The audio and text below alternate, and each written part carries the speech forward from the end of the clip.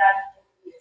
Agradecemos la presencia de las organizaciones de la sociedad civil, de las y los juzgadores federales y también de las instituciones aliadas con quienes trabajamos en conjunto por la cultura de la legalidad y la defensa de los derechos humanos. Me permito en primer lugar presentar la dinámica de este encuentro. Primero proyectaremos un video con el mensaje de bienvenida del ministro Arturo Saldívar, presidente de la Suprema Corte y del Consejo de la Judicatura Federal. Después daremos paso a la ponencia del doctor Miguel Carbonell. Posteriormente abriremos un espacio de preguntas y respuestas para dialogar y al final habrá un brindis en el honor. Sean bienvenidas y bienvenidos. Adelante, por favor, con el video del ministro presidente.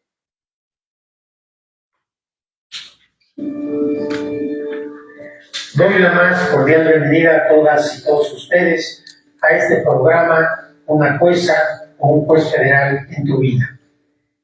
Este programa, diseñado por el Poder Judicial Federal, tiene por objeto recorrer todas las entidades federativas del país para acercarnos a la sociedad, para que la gente sepa qué es lo que hacemos las juezas y los jueces federales, cuál es nuestro trabajo y cuál es la importancia y trascendencia que nuestro trabajo tiene en sus vidas. Nuestro país tiene un sistema de justicia sumamente complejo, merced al cual en muchas ocasiones errores, corruptelas, deficiencias de fiscales, ministerios públicos, poderes judiciales locales se atribuyen erróneamente al Poder Judicial Federal. Lo que queremos en este ejercicio es acercarnos a todas y todos ustedes para explicarles qué hacemos las jueces y los jueces federales, para comentar con ustedes algunas de nuestras sentencias y que ustedes se puedan percatar cómo las sentencias del Poder Judicial Federal efectivamente hacen diferencia en la vida de todas las personas. Las juezas y los jueces federales son esenciales para defender sus derechos, los derechos humanos de todas las personas, en situaciones de lo más complejas, de lo más disímbolas, de lo más delicadas. Ahí, a lo largo y ancho del país, hay siempre un juez, una jueza federal que trabaja muchas horas al día con honradez, con honorabilidad, con vocación de servicio. Y el que ustedes nos conozcan y puedan aquilatar lo que hacemos nos va a permitir también acercarnos a sus necesidades. Este esfuerzo no es un camino en un solo sentido, sino es un diálogo con la sociedad. Queremos que nos conozcan y queremos conocerlos. Queremos que sepan lo que hacemos y queremos también conocer de manera más directa cuáles son sus necesidades y sus preocupaciones. Hago votos porque este ejercicio de una jueza o un juez federal en tu vida sea fructífero y nos permita avanzar hacia una mejor justicia para todas las personas, para lograr cada vez más un país justo, igualitario, en el que todos podamos vivir con paz y con concordia. Saludos. Suprema Corte, el poder de la justicia. Me permito presentar y darle la bienvenida al doctor Miguel Carbonell. Es abogado por la Facultad de Derecho de la UNAM y doctor en Derecho por la Universidad Complutense de Madrid, España. Es director del Centro de Estudios Jurídicos Carbonell AC, que tiene su sede en la Ciudad de México. Autor de más de 80 libros. Cartas a un estudiante de Derecho es lectura sugerida para estudiantes de la carrera.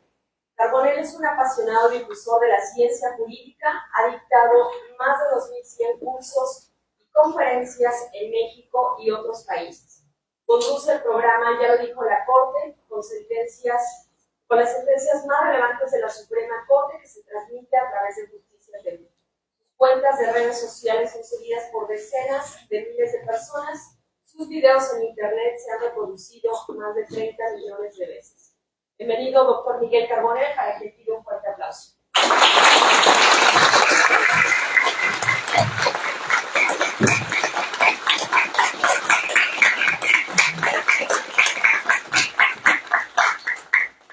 Muy buenos días a todas y a todos. Fíjense que el día de hoy es muy importante para este ejercicio.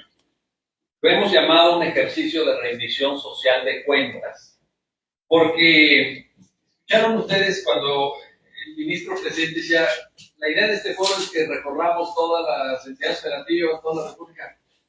Pues hoy es el número 31. ¿Sí? Terminamos.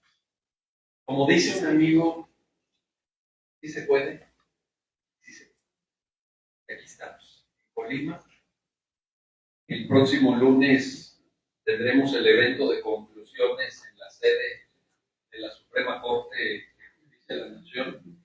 Y la verdad es que en este recorrido que empezó el día 3 de febrero de este año, 8 meses, a pesar de que obviamente yo tenía algunos compromisos fuera de México y hicimos algunas pausas, luego vinieron las vacaciones de julio, evidentemente, y también no nos convocamos al evento, pero en estos 10 meses hemos transitado por todo el país, todas las entidades. Entonces, cuando me invitó el ministro presidente en noviembre del año pasado, me dijo, ayudas, encantado. Y la verdad es que en ese momento él me dijo, oye, pero tienes que ir a todos lados. Puedes, sí, bueno, lo voy a intentar, no sé si puedo. En ese momento no sabía uno, ¿verdad? Todavía pensando uno en qué nueva variante de COVID habrá en ese momento, cómo estará la situación. Sí, porque se acuerdan que la variante, la Omicron y la B5 y la no sé qué, eran como las vitaminas esto. No sabía uno ya cuál iban a administrar en qué semana.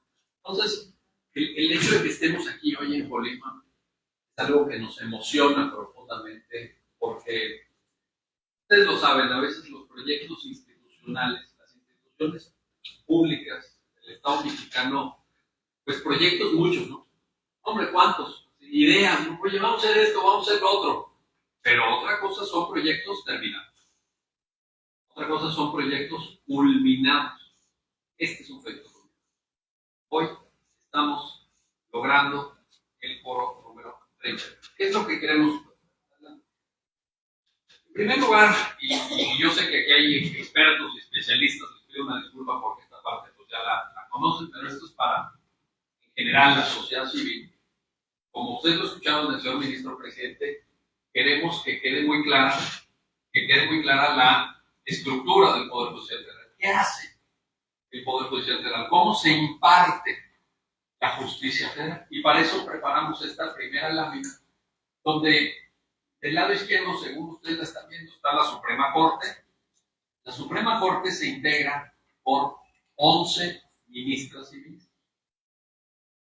Actualmente, es importante señalar esto, por primera vez en la historia, de los 11 integrantes del Tribunal Pleno, 4 son mujeres. Y siempre procuramos en los foros mencionarlo porque como asisten, aquí están muchas mujeres. Pensamos que este dato puede servir también como una fuente de inspiración para ustedes. Que ustedes vean a esas 4 integrantes que actualmente están en el Pleno de la Corte y que ustedes digan, oye, yo en una de esas el día de mañana, ahí voy a estar. ¿Por qué no? ¿Hay aquí alguien que le gustaría integrar el Pleno de las mujeres? Yo sé que todos son así, ¿no? Yo sé que todos. No, pero de las mujeres. ¿Alguien quisiera ser ministra el día de mañana? A ver, levante la mano, ¿quién quisiera ser ministra el día de mañana? Sean sinceras, ¿no? No, de la mitad para atrás, ¿no? ¿Verdad que sí? No, díganlo, claro. Y miren, gente que trabaja ya en el Poder Judicial Federal y está viendo la escena. Entonces, esto por cuanto hace al Tribunal Pleno. Y luego, es importante, como ustedes ven en la lámina, también que sepan que la Corte trabaja en salas. Son 2 salas, la primera y la segunda. La primera, pues fundamentalmente, no exclusivamente, fundamentalmente dedicada a asuntos penales y civiles. La segunda sala, fundamentalmente, no exclusivamente, fundamentalmente dedicada a asuntos laborales y administrativos. Luego tienen en la parte de en medio de la lámina la estructura que agrupamos bajo la denominación del Consejo de la Judicatura Federal. Aquí no quiero entrar a detallar, ahí está la lista, haciendo una mención muy general, les diría. Las competencias de estos órganos que tienen ustedes en la parte central de la lámina son de dos distintas maneras. Estoy resumiendo mucho, les pido una disculpa aquí a los expertos, pero de manera resumida les diría. Hagan de cuenta que es como si fueran dos carreteras que transitan de manera paralela. Una de ellas es la carretera que para efectos de esta exposición voy a denominar el juicio de amparo.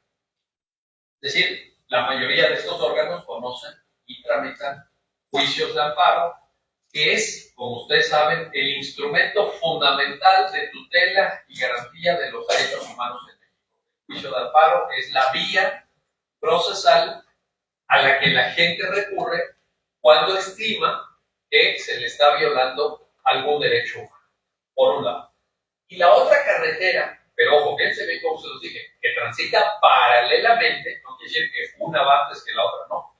Es de manera, digamos, simultánea, es el ejercicio de competencias sobre procesos ordinarios de carácter federal. ¿Qué quiere decir esto? Pensemos, les pongo dos ejemplos. Pensemos en algún asunto que pudiera ser de relevancia penal, un asunto penal, pero que esté previsto en alguna ley federal. Por ejemplo, violaciones medioambientales, violaciones de carácter fiscal, violaciones de carácter financiero o delincuencia organizada, delitos cometidos con armas de fuego reservadas al uso de las Fuerzas Armadas, hay una ley federal en la materia, etcétera. Todo eso surte competencia de órganos federales. En la Procuración de Justicia, pues tenemos actualmente a la Fiscalía General de la República, anteriormente Procuraduría General de la República, que cuando ejerce acción penal en este tipo de asuntos, lo ejerce frente a un, precisamente, juzgado de distrito, que conoce el proceso penal ordinario, competencia de la Federación. Y el segundo ejemplo que les pongo es uno que hoy me da mucho gusto traer a colación con ustedes, que es el conocimiento de los procesos ordinarios federales en materia laboral. ¿Y por qué les digo que hoy me da mucho gusto mencionar esto? Porque hoy, 3 de octubre, a ver, los que son abogados seguramente lo saben, está iniciando la tercera y última etapa de implementación de la reforma laboral en todo el país. El viernes, para los que somos abogados, esto fue una fecha importante. El viernes pasado, yo no había caído en la cuenta, con un amigo me escribe.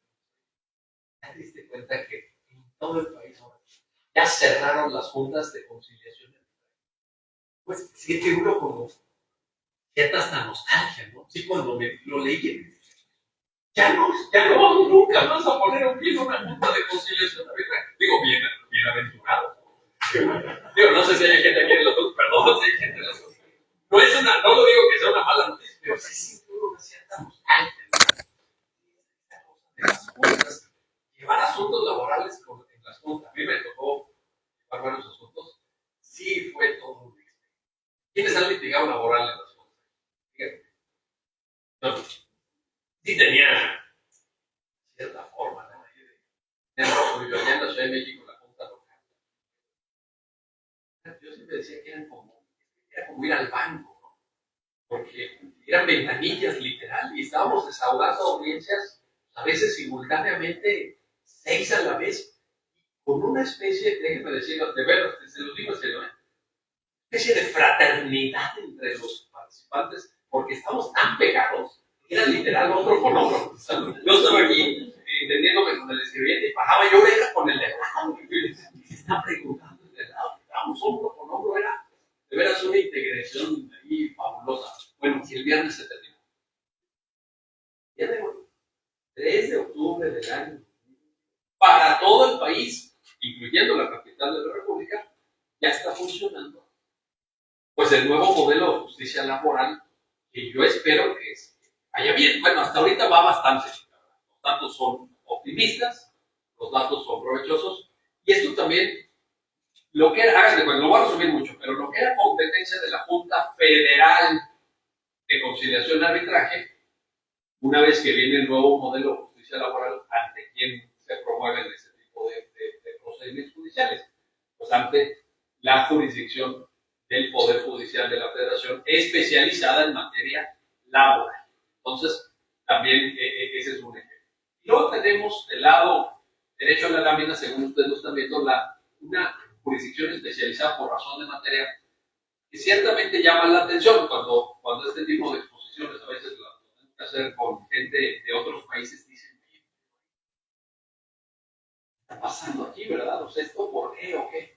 Bueno, responde a una lógica del desarrollo histórico de la democracia mexicana. A ver, ¿quién se acuerda antes de 1990?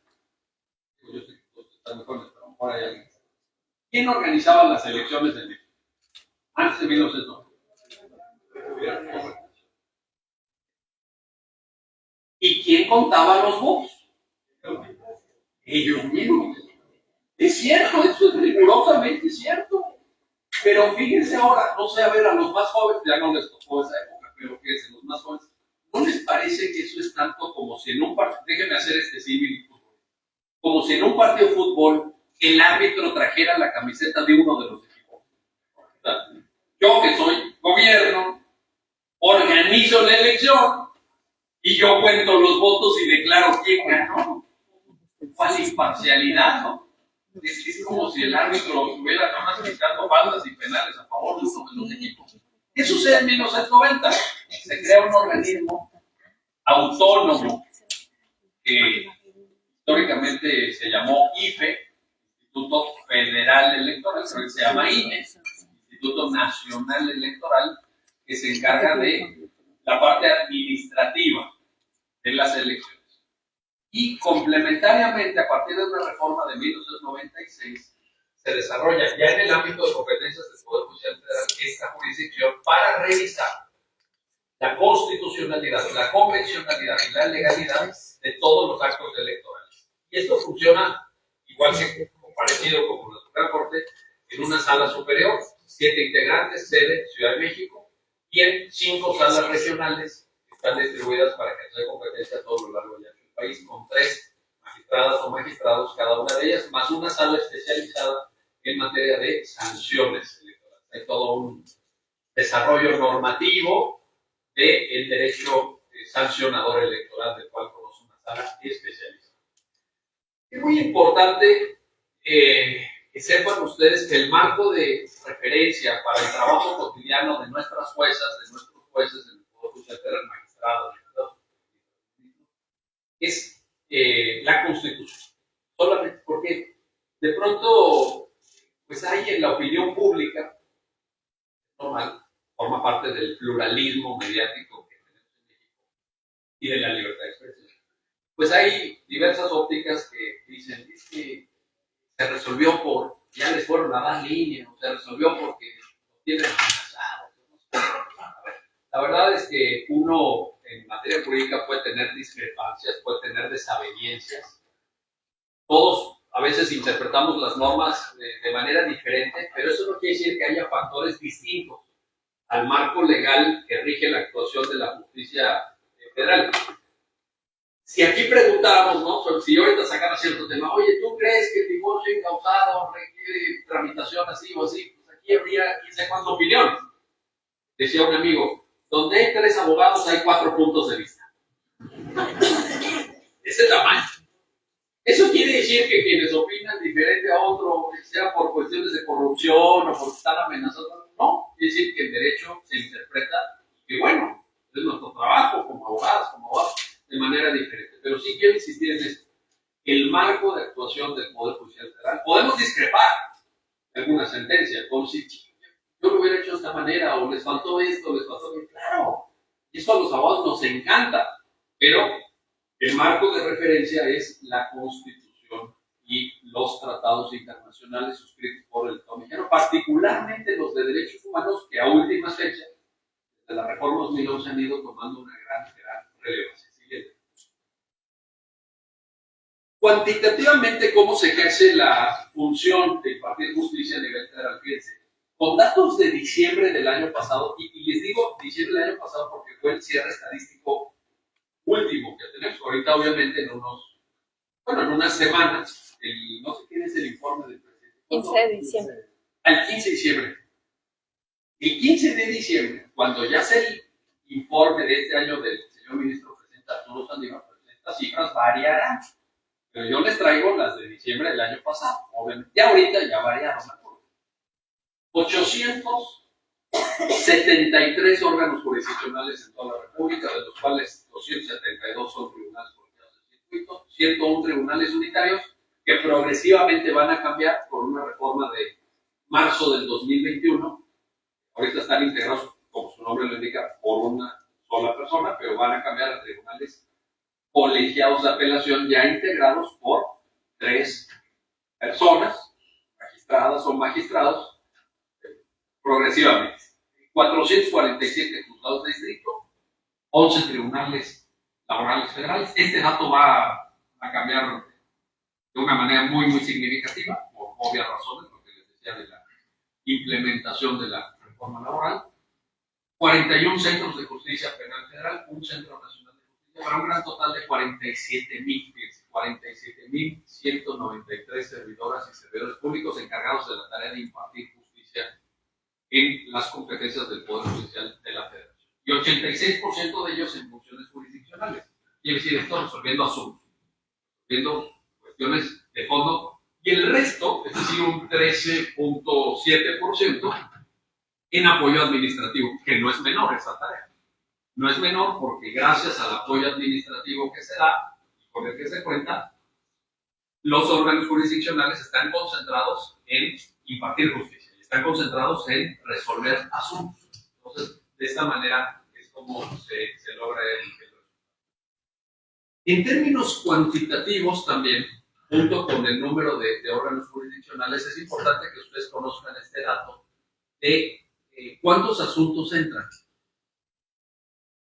Estaba yo aquí afuera hace unos minutos, en la parte del fondo de este pasillo, y me entrevistaron en varios medios de comunicación. Aquí todavía están algunos que amablemente se quedaron. Y en la segunda ronda de entrevistas, no la que me hizo el Diario de Colima, y algún portal digital, que fue la primera ronda que atendí, en la segunda ronda, un compañero de los medios de comunicación me dice, así literal, está grabada la pregunta, por ahí la tienen registrada sus compañeros. ¿Usted cree que con estos foros se recobre la confianza institucional en los jueces? ¿Se recobre? Le dije. ¿Cuánto se pierde? ¿Confía la gente en nuestros juzgadores y juzgadoras? Esta lámina, la lámina que ustedes están viendo, tiene la respuesta. No es una opinión. Yo tengo mi opinión de eso, claro que tengo mi opinión. Y tengo las encuestas de confianza institucional que de diversas agencias, públicas o privadas, levantan periódicamente. Esas las he revisado todas. Y ciertamente el Poder Judicial Federal no está hasta arriba, no, pero tampoco está, vaya, está en la tabla de mitad para arriba. Pero la respuesta importante, más que las encuestas, etcétera, en este dato. ¿Por qué? No les traemos la sumatoria, fíjense, esas se las debemos, pero ustedes la pueden hacer. ¿Cuánto sumará todo esto? Pero fíjense, nada más juzgados de distrito, 631,000 asuntos. Tribunales colegiados de circuito, 384. Vaya, estamos arriba de 1 millón de asuntos ingresados el año pasado. Entonces, aquí la cuestión es tan sencilla como esta. ¿Ustedes irían a un mecanismo de resolución de conflictos en el que no confían? Pues, ¿como para qué? ¿Que no les va a dar respuesta? ¿Que no va a trabajar en solucionar los asuntos que se les plantean? Evidentemente no. Este es el voto de confianza más importante para el Poder Judicial. Y este dato se ha mantenido estable en la última década. Más de 1 millón de asuntos. Hubo, por razones obvias, una bajada muy sensible en 2020. ¿Sí? Claro, por la pandemia. Evidentemente. Pero en general el promedio se ha mantenido. Y este ya es dato de 2021, que también fue un año difícil. 2021 fue muy complicado para la sociedad mexicana. Y sin embargo, son los datos oficiales. Entonces, quiere decir esto que sí hay una confianza ciudadana. Lo cual no significa, y esto lo digo a título personal, evidentemente, que no haya cosas que se tengan que mejorar. Que no haya grandes áreas de oportunidad en la impartición de justicia federal que han sido reconocidas de manera crítica y autocrítica por el propio Poder Judicial Federal. Incluyo en esto de manera destacada al señor ministro presidente Arturo Saldívar. Él lo ha dicho. Tenemos que mejorar muchas cosas, tenemos que apretar muchas tuercas, muchos tornillos, tiene que funcionar mejor. Sí, y es cierto. Y podríamos poner muchos ejemplos. Les pongo uno de ellos porque luego en estos foros a veces se plantea ya en la etapa, como decía Erika Mora, de preguntas y respuestas, pero yo me adelanto una vez y les digo, bueno, la impartición de justicia federal tiene que seguir poniendo mucho énfasis en que los procesos duren menos. El tiempo, en el mundo en el que nos tocó vivir, la pandemia fue un gran recordatorio. El tiempo es lo más valioso. A mí siempre que doy clases me gusta recordarle a los alumnos, a las alumnas, la famosa frase de Benjamin Franklin, que dice, no desperdicies el tiempo, porque es la materia de la que está hecha la vida. ¿Cierto? ¿Qué es nuestra vida al fin y al cabo? Es el tiempo que tenemos para vivir. Y cuando en un proceso judicial te demoran la respuesta meses, a veces años, pues estamos faltando a las expectativas de la gente. La gente tiene muchas expectativas en el Poder Judicial. Y aunque yo creo que las cosas se hacen bastante bien, ese tema de la justicia pronta y expedita, que por cierto, es un mandato que está en el artículo 7 constitucional, a veces nos olvida, una orden que da la Constitución, la justicia se tiene que impartir de manera pronta y expedita, creo que ahí necesitamos poner más énfasis. Creo que necesitamos poner más atención y que ciertamente hay un área de mejora. Yo sé que ahorita los integrantes del Poder Judicial Federal que están haciéndome el favor de escucharme, dicen, trabajamos sobre y cómo. Habrá maneras de hacerlo. Habrá maneras. Pensemos en el cómo sí, no pensemos en el cómo no, y van a ver que podemos de alguna forma dar un buen resultado. Y luego les pido también que se fijen en la columna que está a su mano derecha, según su testamento en la lámina, porque con ella lo que pretendemos ilustrar a partir de estadísticas, repito, oficiales, es que más o menos, no exactamente, pero de una manera proporcionada, creo yo, el número de asuntos que entran cada año se corresponde con el número de asuntos que egresan cada año. Quiere decir que para este tipo de ejercicios de corte estadístico, pues se está no resolviendo al 100, pero sí minimizando algo que pues todos los que estudiamos derecho lo sabemos de toda la vida, que es el famoso rezago judicial. Y el rezago judicial ha sido una verdadera pesadilla, no de ahorita, porque sobre el rezago judicial ya había escrito en su momento don Emilio Rabasa a principios del siglo XX, para que vean de dónde viene este problema. O la llamada imposible tarea de la Corte, que tenía miles y miles de asuntos que no podía resolver. Entonces, no es algo nuevo, pero aquí están los datos, y son datos alentadores, y son datos que tenemos que seguir mejorando. Tiene que haber para mí una correspondencia precisa o incluso un poco más respecto al número de ingresos con el número de egresos. Pero aquí están los datos oficiales. Siguiente. Para la Suprema Corte les hicimos un corte estadístico un poquito diferente porque incluimos estadísticas que van de 2019, 20 y 21. Esto es el periodo que se corresponde con la administración a cargo del señor ministro Arturo Saldívar. En ese periodo llegaron a la Corte 41.558 asuntos ingresados para efectos de algún desagregado. Para quienes son fans, como un servidor de las estadísticas, pues aquí le pusimos un poquito más detalle. La gran mayoría obviamente son ADRs, amparos directos en revisión, que por cierto, también para los que no son abogados, la gran mayoría no son admitidos.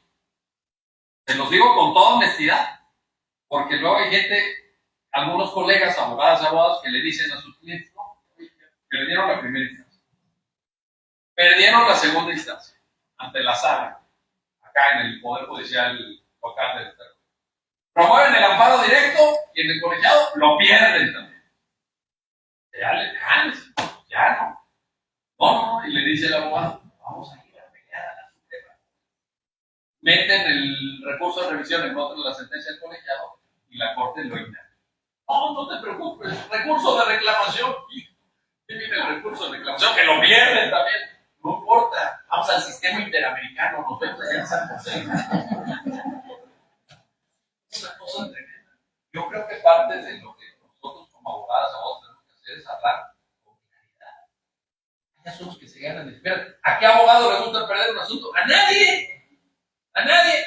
Pero también es cierto que abogados que no hayan perdido un asunto, bueno, por ahí dicen, ¿no?, que hay un famoso penalista. Vamos a decir su nombre. Muy famoso. Dice que nunca ha perdido. Pues sí, pero lleva muy pocos. Entonces, si eliges bien el asunto, lo cobras bien, pues vas calculando cuál vas a ganar y cuál no puedes ganar. Entonces, lo cobras bien, claro, y si es buen penal. Vale, con el chico. Para que digan que también dije que sí es muy buen penal. Y yo lo admiro mucho. Profesionalmente hablando, algunos han de saber. No, ahí está el dato de los programas. En la pandemia, pues, obviamente la pandemia fue una tragedia enorme, humanamente, institucionalmente, políticamente, económicamente. Pero fíjense que si algo bueno trajo consigo la pandemia fue que aceleró, aceleró algunos procesos institucionales que ya venían de antes, pero que en el marco de la urgencia de la pandemia, pues tuvieron que ponerse en marcha con mucha mayor rapidez. Y yo les traigo estos datos de cómo está funcionando y cómo funcionó, mejor dicho, en 2021 el tema de la impartición de justicia federal, porque son, creo yo, bastante relevantes. Por un lado, el hecho de que se hayan presentado el año pasado 264,000 demandas a través del portal de servicios de línea. O sea, todo esto es litigio por internet, el famoso paradigma de la justicia digital, la e-justice, como se puede decir. 1,5 millones de promociones presentadas también en el portal, 1,171,000 notificaciones. Y el dato, quizá no tan alentador, los anteriores a mí me parecen extraordinariamente positivos. Y el dato no tan alentador, pero el 15 de diciembre, el señor ministro presidente va a dar este dato actualizado y van a ver qué bien van esos números. Pero con cierre del año pasado, lo que no pinta también es que solamente 86,000 usuarios estén registrados en el portal de servicio en línea. ¿Por qué? ¿Por qué digo que no es tan alentador? Porque en este país somos 600,000 personas aproximadamente, según datos de la SEP, los que tenemos cédula profesional para ejercer la profesión jurídica. Entonces, oye, de 600,000 usuarios del portal, parece que la profesión jurídica es un tanto, lo digo con todo respeto, alérgica a las nuevas tecnologías. Y cuando uno les pregunta, abogados en ejercicio, oye, ¿por qué no haces litigio por internet? Las respuestas que uno escucha son de veras, no sé si de llanto o de risa, porque dicen, ¿qué tal que hackearon? Y uno les dice, oye, que ya lo hackearon, ¿ha habido algún incidente o salió en el periódico? Entonces, ¿qué tal que lo hackearon? Es el mismo cuate, en ese instante saca el celular y revisa su estado de cuenta bancaria en internet. El mismo, y que usa el WhatsApp para saludar a tu familia, sus seres más queridos. Ay, mamá, ¿cómo estás? Muy buenos días, ¿cómo dormir? El mismo que para todo usa el celular, dice, no, demandas por no. ¿Cómo voy a meter el amparo por internet? No vayan a hacer. Pero nunca. A lo mejor en una de esas, ya ven que ahora los guacamayas, los Wikileaks, señora Sánchez, no sé. Bueno, pues en una de esas a lo mejor algún día pasa. No hay sistemas informáticos que sean invulnerables. Pero también, ¿quién va a querer hackear la demanda de aquí que está reclamando? ¿Quién se va a meter a hackear eso? ¿Cómo para qué? Y habrá asuntos muy relevantes. Habrá asuntos de millones de dólares, seguramente, pero, en fin, las cosas funcionan y tienen que seguir funcionando mejor. Yo espero que la tendencia a la que nos obligó esta desgraciada situación de la pandemia en este tema haya llegado para quedarse. Yo creo que eso es el futuro. Cuando ya los que son usuarios del sistema saben que no. Cuando ya te acostumbras a hacer este litigio por internet, ya no hay vuelta. Es que miren, hay colegas, perdón por la anécdota, pero hay colegas a vos que piensan que ejercer la profesión jurídica es ir a formarte a oficial en paz. De veras, ahí van con sus copias de traslado y no sé qué. Y hay unos que llevan hasta carritos, ¿no? Los amigos llevan hasta carritos. Sí, porque como se echan unas demandas de 400 páginas y señalan a 20 autoridades como responsables, no, todos tienen que ir una revisión así de copias. La verdad es que esa experiencia, ¿no? Los que son colegas aquí lo saben. Es así que digas que es muy formal. Eso de estar en la fila de oficial de paz. No. Yo lo tema es que fui allá a los juzgados de San Lázaro, junto a la TAP, en la ciudad, junto al Congreso, bueno, a la Cámara de Diputados. ¿Por qué fui? Pues no sé, estaba enfermo el pasante, no sé qué, algo pasó después, fui yo. 40 minutos al sol para empezar. Estaba yo con mis copias. Finalmente llego. Y no sé aquí en Colima cómo sea, pero allá en Ciudad de México, hace cuenta que agarró la demanda. Eso. Me dice, abogado, ¿qué acto está señalando como reclamo? Dije, una omisión de absoluta o relativa. Absoluta.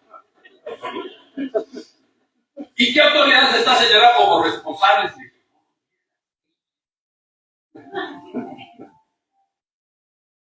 Y me dice, no se le olvidó ninguna.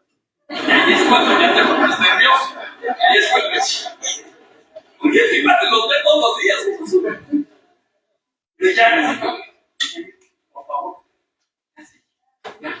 Deme, ya reciba, ya deme mi boletita para que me digan qué juzgado cayó el asunto. Oye, eso es ser abogado.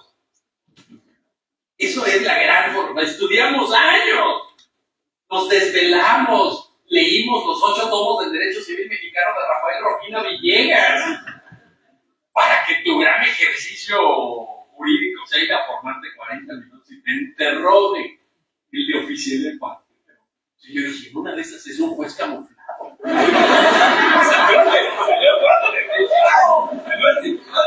Dice el doctor en la fila, déjame yo a ti. Una de esas, no sé quién me está preguntando. Si se pone uno muy nervioso. ¿Qué diferencia hay? Que tú estás el lunes en pijama a las 8 de la mañana y tú dices, ahí te va el primer paso. Remandas tu, ¿sí o no? La diferencia. Y esto, hay una gran inversión aquí. Dinero de nuestros impuestos que se invirtió en esta plataforma, en un servicio cibernético informático para lograrlo. Entonces, aquí la invitación muy respetuosa es pues, a que se use, a que le perdamos un tanto el miedo. Ahí está la posibilidad, y todo esto, claro, con una tendencia a que se aceleren los procesos, no sea más rápido la tramitación, las notificaciones mismas. Vean, 1.171.000 notificaciones por internet el año pasado. Y estos datos, siendo buenos, tendrían que mejorar. Tienen que ser mejores, por supuesto, estos datos. Siguiente, por favor. En 2021, esta reforma que les decía yo, de marzo y de junio del año pasado, permitió subir a nivel constitucional el órgano académico de formación de jueces federales, que es la Escuela Federal de Formación Judicial, el Instituto de Defensoría Pública, que también es muy importante en un país como México, que tiene muy marcados porcentajes de pobreza, todavía hoy, infortunadamente, y en donde a una mayoría de personas se les dificulta pagar un servicio de asesoría privado, y entonces para eso está la Defensoría Pública, que se eleva también al rango constitucional, temas de perspectiva, en fin, ahí está la página web para que lo vean. Esta lámina que tienen ustedes a la vista, la verdad es que nos costó bastante elaborarla acá con el equipo de apoyo del foro, porque dijimos, oye, nos encargó el ministro presidente, expon los criterios más importantes de los más relevantes.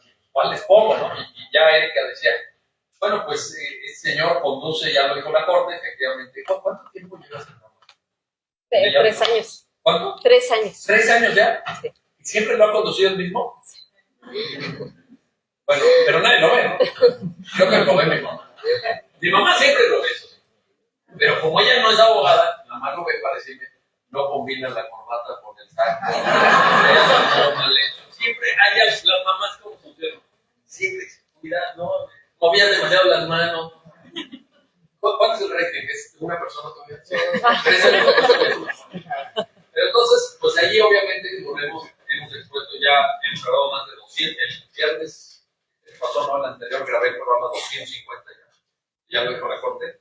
Hemos expuesto muchísimas sentencias y pues, ¿y cuáles ponemos en la lámina para efectos del foro? Aquí les seleccionamos algunos temas que nos parecieron especialmente relevantes. Por ejemplo, matrimonio igualitario. Es un tema que hace 20, 30 años no nos hubiéramos imaginado. Bueno, no sé ustedes, pero yo no me lo había imaginado. Y que me parece, sinceramente, luego un gran avance porque reconoce la libertad que cada ser humano tiene para decidir con quién establece un vínculo sexoafectivo de carácter estable. Y la pregunta que se hizo en la Corte es muy sencilla. ¿Eso lo tiene que determinar cada individuo de manera libre o lo tiene que determinar un representante popular, entre comillas? Digo entre comillas porque a veces no sabe uno si son representantes populares o representan sus propios intereses, ¿no? Pero bueno, los legisladores. Y la Corte lo que dijo es, en aras al libre desarrollo de la personalidad y en aras a principios de autonomía individual, tiene que ser cada persona. Cada persona. Y si tú te quieres casar con otra persona de tu mismo sexo, es tu libertad. Oye, es que ya se van a terminar las familias. Es un derecho, no es una obligación. No se tienen que casar con personas. Si ustedes quieren, lo hacen. Los demás, ¿no?, se siguen casando con personas de diferente sexo. Y pues ahí está la posibilidad de procreación y todo lo demás, como derecho y como posibilidad.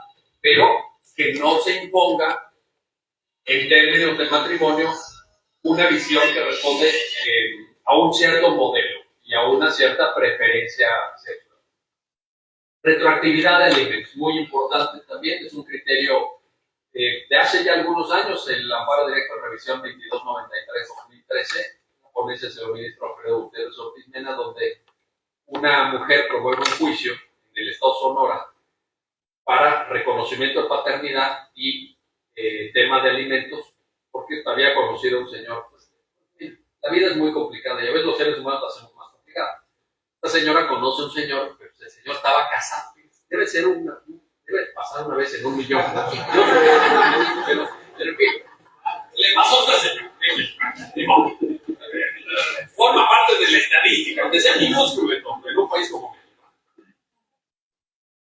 El señor de repente se presentaba, de repente no, de repente apoyaba, de repente no. Cuando el niño tiene ya 9 años, la mujer demanda al señor.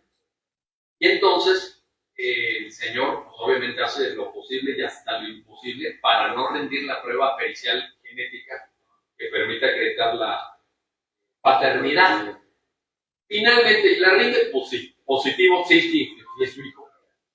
Y entonces viene la cuestión, una vez reconocida la paternidad, viene la cuestión de los alimentos. Nada más que ahí, el Código Civil del Estado Sonora establecía que en ese tipo de acciones judiciales, si la sentencia era estimativa para la pretensión procesal de la parte actora, el efecto de la misma, de la sentencia, se retrotraía al momento de presentación de la demanda. O sea, te iban a pagar alimentos a partir de que tú habías presentado la demanda. Pero esta persona, esta mujer allá en Sonora, en Hermosillo, dice, oye, ¿y los 9 años? Porque el niño ya tiene 9 años. Claro, y el juicio duró como 3. Pero bueno, ya le iba a tener. Pero imagínense, lo primero es, ¿qué pasa? Cuando llega el caso a la Suprema Corte dice, no, pues es que tiene que haber una corresponsabilidad desde el momento del nacimiento o incluso antes, si es que en el embarazo hubo algún gasto que también tuviera que ser materia de corresponsabilidad. Entonces se crea este criterio que es de gran relevancia, ya fuera de la broma y de la anécdota, pero es la importancia que tiene. Porque si no, y también en la sentencia está el argumento de que pues imagínense, desde la perspectiva de género, al final son las mamás las que se hacen cargo de la crianza de los hijos, pero ¿es una más responsabilidad de ellas? Creo que no. Yo creo que es una responsabilidad compartida, porque Al momento de la concepción, ahí sí estaban los dos, ¿verdad? Son felices los dos. Vente para acá y mira que tú y que yo. Sí, es la parte más, pero luego hay que cumplir. Hay que cumplir con esa responsabilidad. Entonces ahí hay un criterio. Debida diligencia para feminicidio. Miren, este tema es muy doloroso. A ver, ¿quién se acuerda? ¿Cuándo, o tú, Cristian, Chihuahua, que fue el tercer foro o el segundo? Iniciamos en Oaxaca.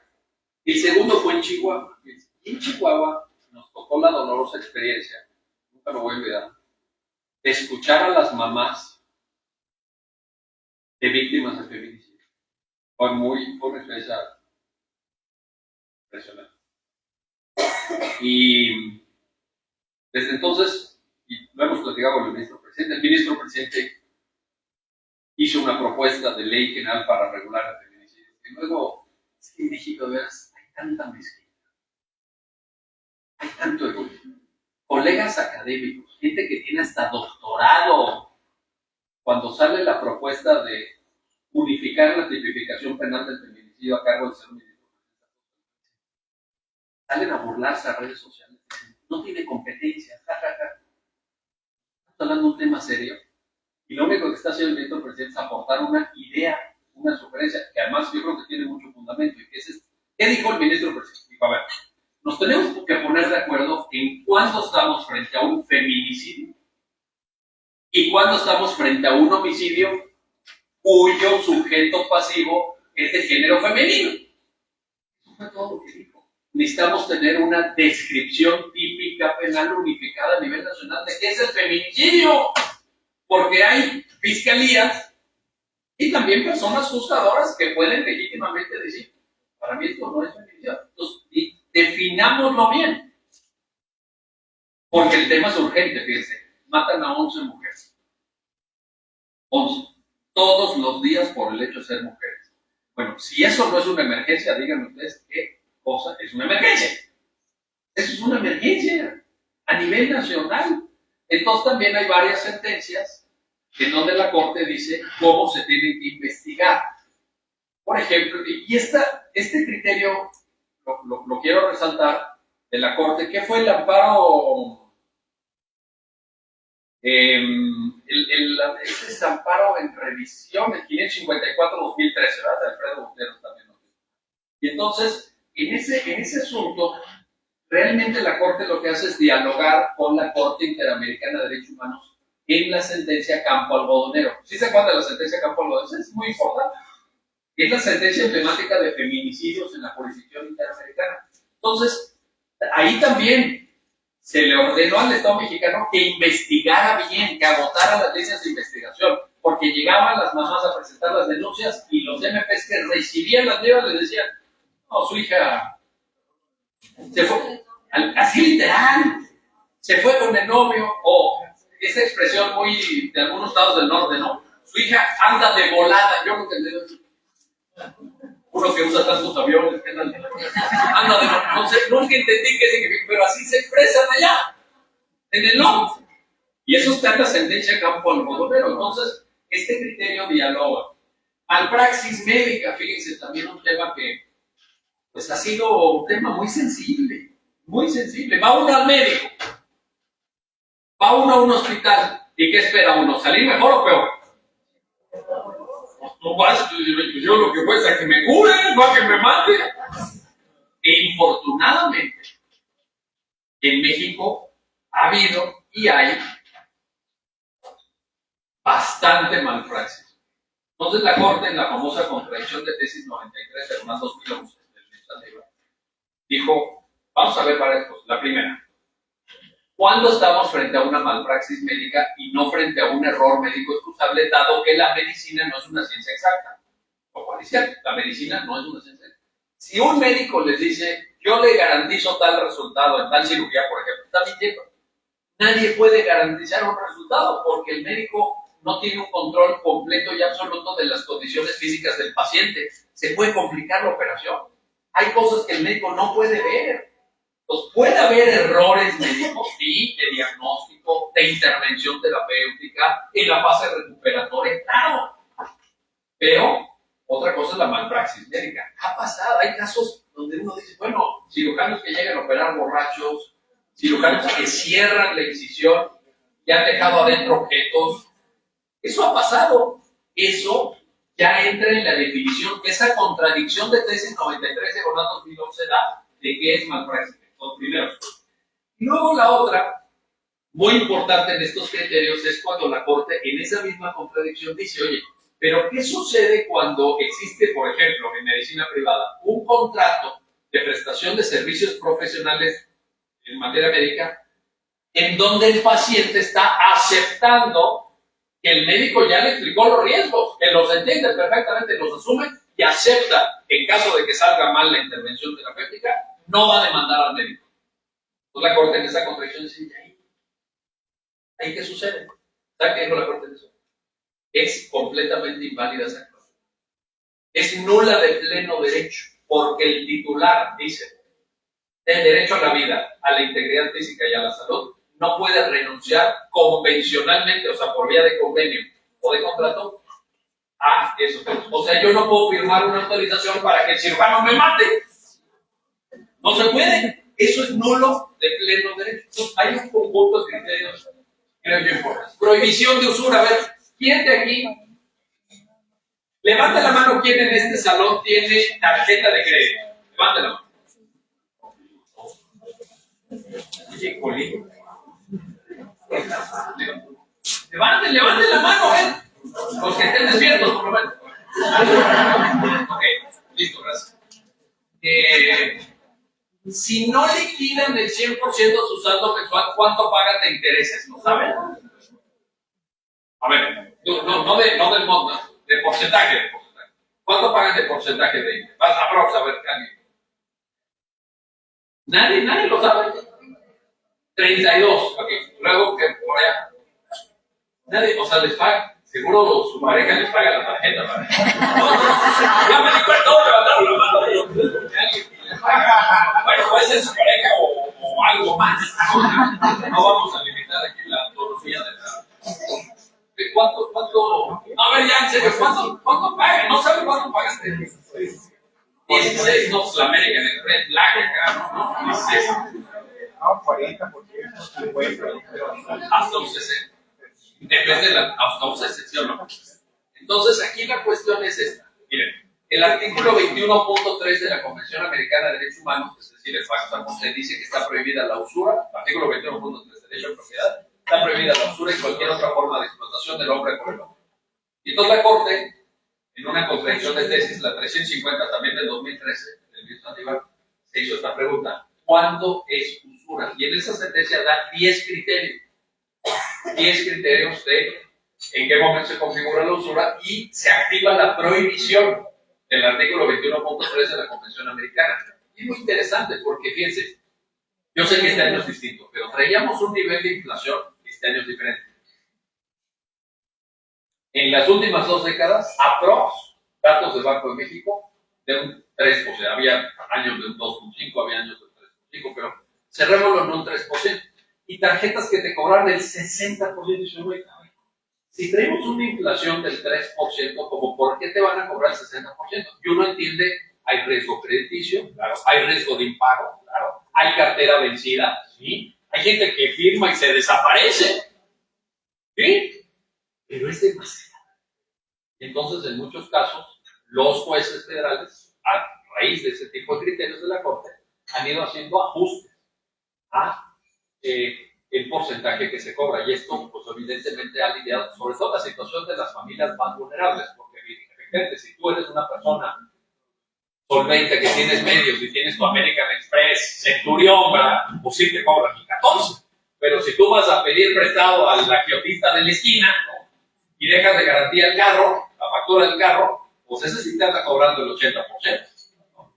Sí, esa es la verdad. Entonces, por eso este tipo de criterios son muy importantes. Y esto aplica, fíjense, ahorita les puse el ejemplo de tarjetas de crédito, pero también aplica para, por ejemplo, estas, sí, también las cajas, pero estas tiendas que luego te dicen que puedes pagar en paguitos semanales, ¿no? Estas tiendas, Sí, no vamos a decir nombres, no, sin decir nombres, pero ya sabes cuáles. Es que me acordé ahorita porque hace como 2 semanas me encontré un amigo. Tenía tiempo de no verlo. Me dice, oye, acabo de hacer el mejor negocio de mi vida. Cuéntame. Estaba emocionado, ¿no? Me acabo de comprar un refri. Dije, ¿cuánto te costó tu refri? 18,000 pesos. Dije, ya cuentan eso los refri. Claro, uno no sabe. ¿Qué vas a ver? Uno apenas. Hay cosas que uno no sabe. 18,000. ¿Sabían ustedes que cuesta 18,000? ¿Eh? No, este cuánto. Dije, bueno, ¿y dónde está el negocio? Me dijo, no, espérate, escuche. Yo estaba poniendo atención. Voy a aprender mucho. No, lo compré en paguitos semanales. Le dije, ¿cómo te queda? Me dice, 280 pesos. Ya ni el Uber. O sea, el Uber que yo tomo para el aeropuerto me cobra 280 por el refri. Un refri padre, grises, metalizado. Creo que hace hasta hielito. ¡Ya ha hecho el hielo! Ya no tienes que ir al Oxxo por tu bolsa. 280 pesos semanales. Le dije, ¿a qué plazo? En toda mi vida. Divorcio incausado. Fíjense, hace muchos años tramitaba, bueno, a mí me tocó muy al principio de mi carrera tramitar juicios de divorcio y llegaba uno con el acusador y le decía a su señoría,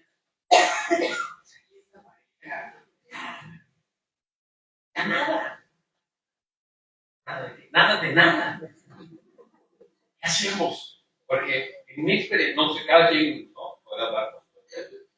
¿Por qué se divorcian? Mayormente. Habrá excepciones, pero mayormente. Por desamor. Por desamor, porque uno se casa ilusionado. Piensa que esto es amor. ¿Cómo le dicen esto? Es el ideal del amor romántico. Pero pasa el tiempo y un día abres el ojo, despiertas en la mañana, volteas a ver al otro lado y dices, ¿quién es? ¿En qué se ha convertido este individuo? Y efectivamente lo ves y dices, está gordo, está calvo, se la pasa dando conferencias por todo el país.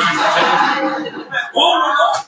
Dices, este cuate ya lo desconozco. Bueno, vamos a resolver el asunto. Pero ibas con el juez. Dices, mira, ya no. Se puso otro, etc. Y entonces el juez te decía, licenciado, acredite una de las causales previas en la legislación sustantiva. Entonces tú te buscabas y no. Perdón. Entonces, miren, esto, por favor, las personas que trabajan en por favor, no lo escuchen.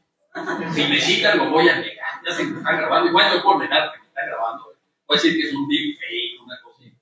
Pero para todos los demás les voy a decir que así, la verdad, honestamente, inventamos. Todavía, me acuerdo allá en la Ciudad de México, revista la causal de injurias. Y había una jurisprudencia que yo creo que venía de sexta época, que decía que si tú invocabas la causal de injurias tenías que poner en su literalidad. ¿Sí se acuerdan de esa tesis? ¿Sí se acuerdan? Te invocaba siempre. Tenías que poner. Y entonces, pues todo lo que se habían dicho los cónyuges.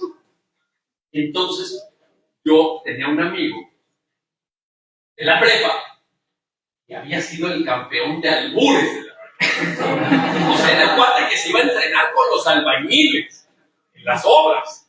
Y se echaba el tú por tú con los albañiles. No, campeonas, yo le andaba y le decía, amigo, no, pero eso era yo anotaba todo, me quedaban las demás. Ahorita me sonrojaría yo de volver a leerla, pero en ese momento me quedaba. Dije, hoy le dijo tal por tal y le conté tal.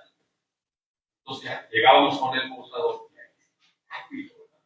Entonces, cuando pasan muchos años, llega el asunto otra vez a la corte y la corte dice: ¿por qué dos personas que están pasando por un momento difícil de sus vidas tienen que irle a explicar a otra persona a quien no conocen de nada cosas pues muy íntimas, muy personales? Oye, fracasó mi matrimonio, fíjate que Pues nada más no. ¿Qué no será que eso, cuando se trata evidentemente de dos personas adultas que tienen autonomía de la voluntad, que tienen libertad y todo, pues qué no será que les incumbe? ¿Qué no será que cada individuo puede darle un sentido y una dirección a su única e irrepetible existencia? Y decidir en cada momento con quién convive y con quién no convive y si tiene o no tiene un vínculo jurídico con esa persona. Que no es una decisión que tengamos que tomar nosotros. O tiene que venir un tercero y decir, no, fíjese que esas injurias que usted está invocando no son suficientes. Siga usted casado, oiga, pero no, usted casado. Pero como a cuenta de qué va a venir un tercero a decirme a mí si tengo que seguir casado con fulano, con fulana, etcétera. Entonces la corte dijo, cochina, usted ya no quiere seguir con ese vínculo matrimonial, listo, vámonos. Y luego, como dicen ahorita los chavos, los millennials, los de la generación Z, no sé qué le trabajamos. ¡Next! ¿Qué quiere decir? El que sigue. Aquí ya no, pues el que sigue. Así dicen los chavos, ¿sí o no? Todos son, aprende uno mucho. Aprende uno mucho. Bueno, la doble jornada ahora. Hagan de cuenta que hoy en la noche llega una persona de sexo femenino a su domicilio, pensemos que está en concubinato, en matrimonio, abre la puerta, ¿no? Y se percata que está ahí su pareja de sexo masculino, ahí en el sofá, ¿no? Y le dice, gordo, ¿cómo te fue? ¿No? Y el gordo le dice, no, horrible, estoy cansado, estoy exhausto, mi amor. ¿Qué hiciste? Fui a escuchar una conferencia de un señor, no se callaba. No, de verdad. Rollazos, decía no sé si era de derecho, decía números, decía cosas, ¿no? Increíble, ¿cuántas cosas? Increíble. Bueno, estoy exhausto, mi amor. Y le dice el gordo a continuación, hazme la cena. ¿Y de dónde viene la dama? De trabajar. Y a veces con estas cosas que se ponen luego, que yo no entiendo, pero bueno, entiendo. Pero se ve muy bien. En los tacones estos, eso debe cansar. Yo creo que eso cansa, ¿no? Esos tacones tan altos que usan. ¿Sí cansan o no? Sí. Yo digo que deben de cansar. Los traen todo el día. Y luego unos vestidos. Porque uno, mire, como quiera, ¿no? O sea, se pone cualquier cosa y vamos. Pero vean, entonces llega cansado. Y en el ánimo, ¿qué será? De no discutir o en el ánimo. Hay gente muy generosa. ¿De qué quieres de cenar? Ya le haces el sandwichito. Oye, y tú le dices, el correspondiente le dice, oye, pero fíjate que a los niños les dejaron tarea a los niños de matemáticas. Entonces, encárgate, porque si voy yo, va a ser un desastre. ¿No? Por algo estudié derecho, no te arriesgues. Atienda, y después de la tarea, por favor, los baños. Bueno, de una vez me suelto. Cuando llegaron a este tipo de asuntos a la corte se hizo dos preguntas muy importantes. La primera, todo eso, ahorita lo dije en usted, pero saben a qué me refiero. Y no es nada gracioso. La pregunta importante de la corte es esta. ¿Eso es trabajo o no es trabajo? Porque decía una amiga mía, ay, esto es amor. No, amor es otra cosa. No les expliques. Pero amor es otra cosa. ¿Es trabajo o no es trabajo? Primero, esa fue la primera pregunta y la respuesta que la corte dio fue la que ustedes ahorita acaban de manifestar. Primero, sí. Segundo, si sobreviniera con el paso del tiempo una separación en tratándose de concubinato o un divorcio en tratándose de matrimonio, podríamos cuantificar eso para efectos, por ejemplo, de una compensación, de una correcta distribución patrimonial, sí o no. Entonces la respuesta que dio a esta segunda pregunta la Corte fue, eso se puede tomar en cuenta. Entonces ya viene toda la figura, por ejemplo, de pensión compensatoria, etcétera, que ya pone ahorita, o realmente en duda o en cuestión eso que antes se decía, ¿no? Que siempre uno como abogado decía a sus amigos, cásate por bienes separados. Por bienes separados siempre se pensaba, ¿no? Pero ya ahorita con estas figuras de compensación, etcétera, pues ya se relativiza la diferencia entre sociedad conyugal y bienes separados, porque opera esta forma de distribución. Criterios de personas con discapacidad, también muy relevante. La discapacidad había sido vista históricamente en México como un asunto médico, como un asunto de prótesis, de medicinas, etcétera, etcétera, y la Corte cambia a un modelo social de la discapacidad, en donde el énfasis se pone en que es la sociedad la que se tiene que adaptar.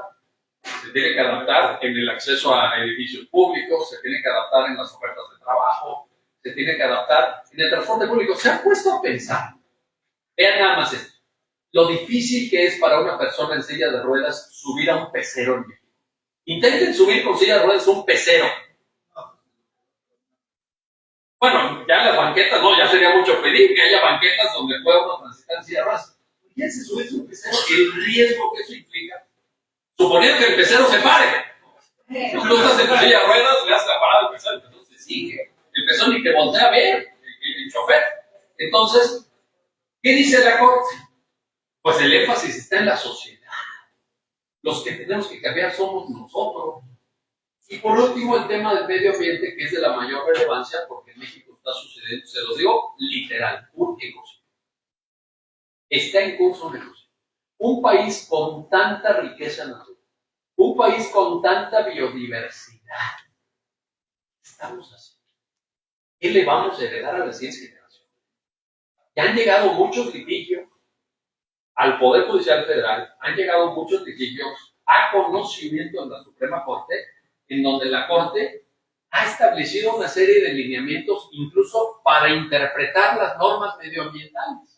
Principio de precaución, principio de prevención, principio de participación social, principio de transparencia, reversiones de cargas probatorias a través de las famosas MIAs, las manifestaciones de impacto ambiental, etcétera, etcétera. Entonces, también aquí, en materia de medio ambiente, tenemos criterios muy destacados. Bueno, para terminar, por último, les traigo algunas sentencias que han dictado nuestras juzgadoras y juzgadores federales, pero que ejercen jurisdicción aquí en el Estado de Colima. El primero es el amparo en revisión 208-2015 del Tribunal Colegiado aquí en el 22º Circuito, que tenía que ver con este caso que les decía un tanto de manera anecdótica. Un señor es demandado para reconocimiento de paternidad y fijación de pensión de alimentos, y el señor impugna, esto es ante jurisdicción local del Estado de Colima, pero llega al colegiado porque impugna la idoneidad de la aplicación de la prueba pericial en materia genética para identificación de vínculo filial, dado que quien la practica, quien le toma la muestra, no era una perito especializada en esa materia. Y entonces dice, no es una prueba idónea, se discutía la idoneidad. El colegiado dice, bueno, puede haber ahí ciertos elementos de déficit curricular en quien te toma la muestra, pero lo importante es privilegiar el fondo. Respecto del fondo, porque el resultado había sido positivo. Respecto del fondo, ¿tienes algo que decir? No tengo nada que decir. Perfecto. Se reconoce la paternidad y tienes que pagarle. Entonces, ese fue un criterio muy importante. Siguiente. Otro es el amparo indirecto 682-2021 del Juzgado Tercero de Distrito, en donde hay un reglamento, no me acuerdo el nombre aquí, entonces hay un reglamento, no sé si es un reglamento de obras municipal del municipio de Colima, que dice que los directores responsables de obra tienen que estar registrados en el estado de Colima. Y entonces, cuando llega al juzgado un asunto que es promovido por alguien que resiente esa afectación, pues el juzgado dice, oye, pero esto es una restricción desproporcionada. Aplica un test de proporción y dice, pero ¿por qué tienen que ser aquí registrados en el estado de Colima? Y no pueden ser en Jalisco, o en Morelos, o en Ciudad de México, o en Chihuahua, o en donde sea. Al final, ¿qué queremos? Pues que sepan del tema. ¿Están acreditados en otra entidad operativa? ¿Pueden venir a ejercer a Colima? Porque si no, pues imaginen, tienen que estar registrados aquí. Habría muy poca competencia y seguramente los precios se elevarían mucho. Y además es una violación a la libertad de trabajo. Si la gente tiene un título de otra entidad federativa, artículo 121 constitucional, pues es válido en toda la República. Siguiente. Aquí también estábamos ante este es el caso de la mamá y el niño que sufren violencia, y entonces la cuestión es que se fija una orden de protección también por el Poder Judicial local de Colima y el papá la va controvirtiendo porque lo que dice el Poder Judicial de Colima es que esa orden de protección impide la convivencia entre el papá y el niño, en lo que se dilucida el juicio. Entonces el papá lo va controvirtiendo y llega al colegiado y el colegiado también dice no. Hay un criterio de la Corte donde se establece que basta con que se acredite algún posible riesgo para que ya se surta la hipótesis del dictado de la medida de protección, sin que sea necesario que el riesgo se materialice. Esto es muy importante. O sea, te tienes que anticipar al riesgo. O sea, si hay riesgo de que el niño sufra violencia, o la mujer, orden de protección. No te esperes a decir, no, ya le pegaron, ya lo lesionaron, ya sucedió tal cosa, ya hubo un abuso sexual, ahora sí venga la orden de protección. La Corte dice, hay que ver, el razonamiento es de carácter indiciario. Tiene que haber indicios. ¿De qué? De riesgo, no de materialización del daño. La materialización del daño es algo que queremos con las órdenes de protección, evitar. Es lo que tenemos que evitar. Entonces, esta sentencia camina precisamente en ese sentido y es muy importante. Siguiente.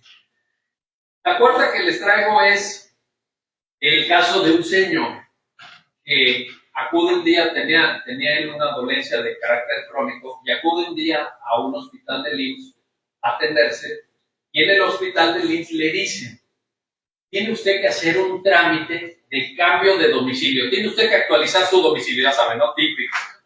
Actualiza su domicilio. ¿En dónde estás? No, pues acá en la ventanilla. Va al puente. 2 semanas después, así. Actualiza el domicilio, se vuelve a presentar y le dicen, está usted dando de baja. Usted no es derechohabiente del IMSS. Pues, pero sí, se queda así como ustedes, así, wow. Y viene el Poder Judicial Federal. Y aquí el asunto, por eso el recurso de queja, fíjense, la parte arriba de la lámina, el juzgado de distrito tiene ciertas dudas sobre la suspensión del acto reclamado. Pero el colegiado le dice, en lo que se tramita el juicio de amparo, a esta persona se le atiende. De entrada se le atiende, porque está en riesgo la salud. Y eso es algo, lo aprendimos todos en la pandemia, ¿verdad? Eso es algo que si tú lo pierdes ya no regresa. Eso es algo que tienes que tutelar, pero con la mayor importancia.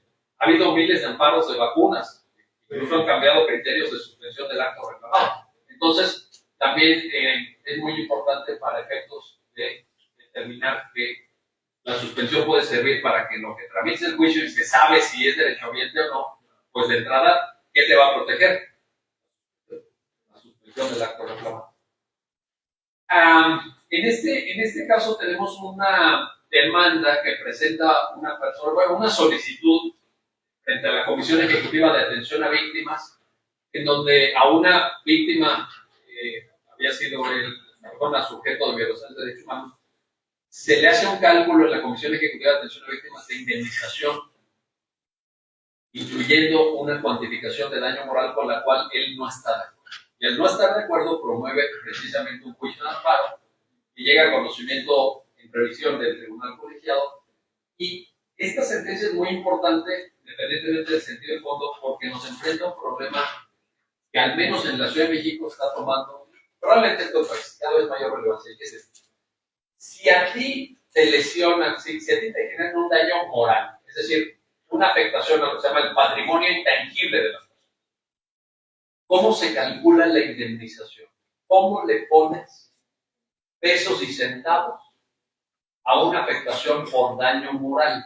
Y esa es una discusión que está abierta en México, en la Corte, en los colegiados y la verdad en muchos países, porque es muy difícil cuantificar. Por ejemplo, había un caso famoso, el de un hotel en Acapulco, no voy a mencionar su nombre, pero lo saben, el amparo directo 30 de agosto 2013 de Miguel Saldívar, en donde a un niño que va de fin de semana con sus amigos a un hotel de Acapulco, en el hotel había un lago, era un hotel muy lujoso, había un lago, y resulta que por un mal mantenimiento de una subestación eléctrica, el lago estaba eléctrico.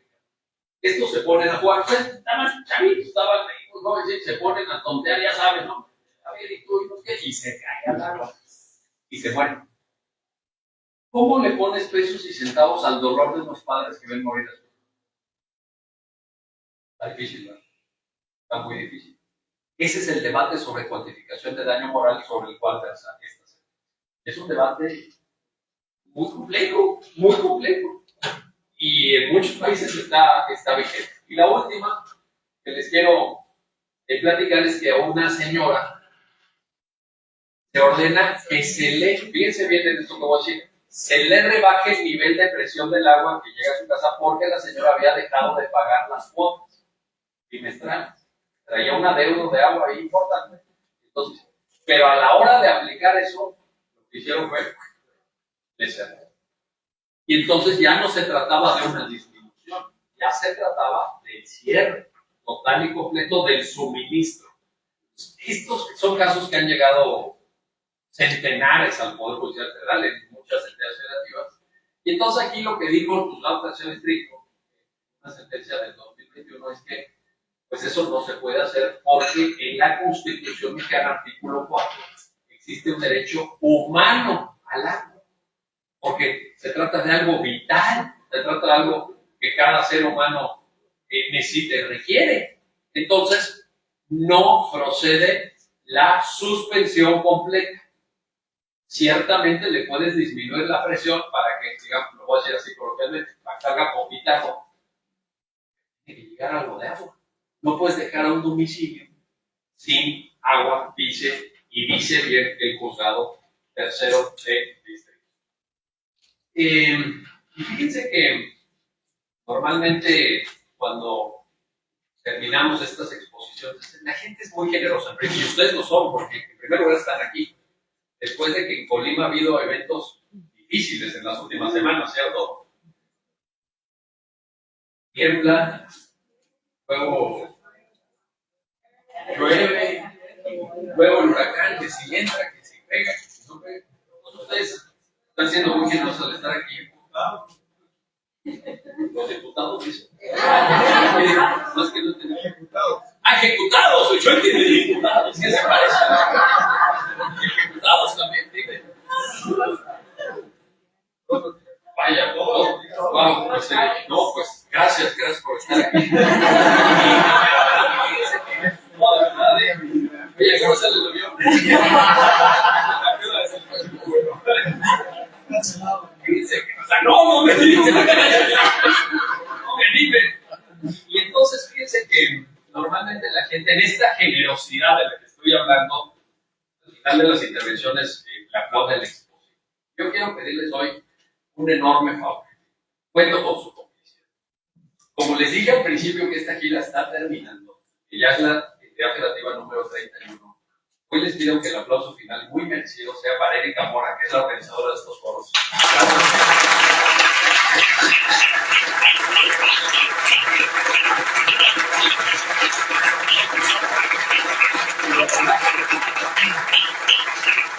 Ella es la responsable, que llevó la mayor carga de trabajo. La verdad es que miren, uno se para aquí, habla, no sé cuánto lleva hablando, una hora y cuánto es todo, pero toda esta convocatoria, el hecho de que estén aquí, etcétera, se debe al trabajo de Erika Mora y de quien todos los que integramos el equipo, hay varios compañeros, aquí están todos los compañeros, nos sentimos profundamente orgullosos de haber trabajado en esto con ella. Y bueno, todavía no se termina el trabajo, no estoy diciendo que ya, ¿no? Pero la verdad es que ha sido una gran tarea y estamos muy contentos y muy orgullosos. Así que gracias Erika Mora por este esfuerzo y otro aplauso para ella.